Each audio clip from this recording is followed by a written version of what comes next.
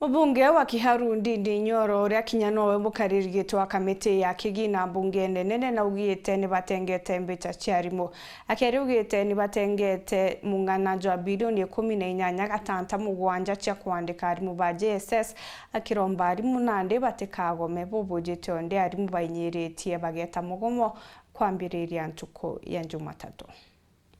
Mimi rais na kushukuru sana. Tukitengeneza budget ya nchi ya Kenya, ulisema hata tukikata pesa juu ya ile maneno ingine ilifanyika, kuna vitu ulisema isikatwe pesa. And I want to assure our teachers and especially those who are interns in the JSS. I am the chairman of budget per National Assembly. I want to assure them that we budgeted for 18.7 billion shillings to confirm our JSS interns into permanent and pensionable terms. Na hiyo pesa yote iko. Kwa hivyo wakiona maneno wajue sisi kama kaka zao, kama dada zao, wale viongozi tuko mbunge, tumejali maslahi yao. We know they have been interning for 2 years, some of them. Graduates earning 17,000.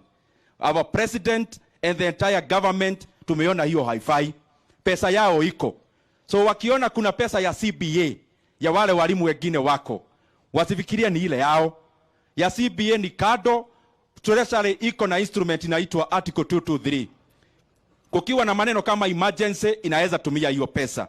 So I just wanted to confirm the money to confirm JSS interns, all the 46,000 is intact, na tunataka TSC waharakisha hiyo ya maneno ya kuwapea barua ya permanent and pensionable na hayo mengi.